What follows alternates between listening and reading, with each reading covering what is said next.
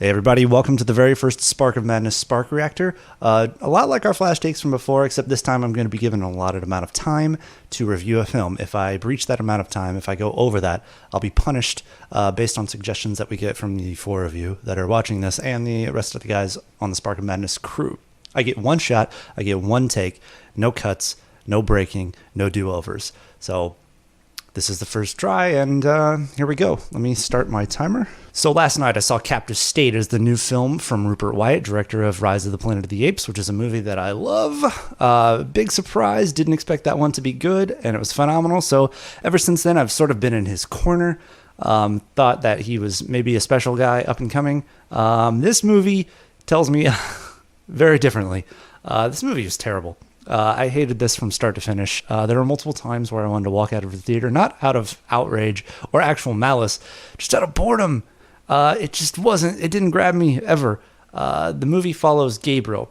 He's the brother of a resistance hero named Raphael who passed away in an attack from an invading alien force who 10 years prior had made a deal with the powers that be in Chicago that they would imbue them with power while they stayed underground to mine our planet for fossil fuels to take back to their home planet. So as long as the police and the mayor of Chicago would work with them, they wouldn't, destroy all of us.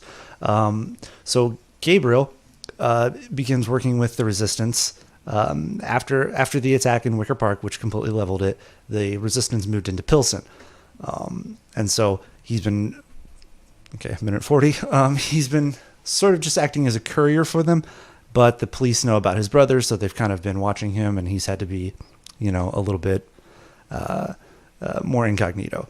What I can say good about the movie is that the effects and creature design and ship designs are all really cool, but everything else is terrible. The acting is, I wouldn't call it wooden. It feels like overacting, like high school theater overacting, which is really surprising.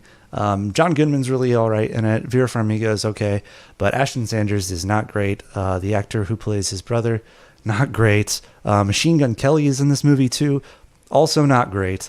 There's some other characters, but they don't ever name them. The director was going for a like collective versus individuality type message, saying like, who you are doesn't matter. It matters the larger thing that you're a part of, which I couldn't disagree with more. I don't know. This isn't for me. I'm sure there's going to be people who love this. I'm sure it'll have a cult following.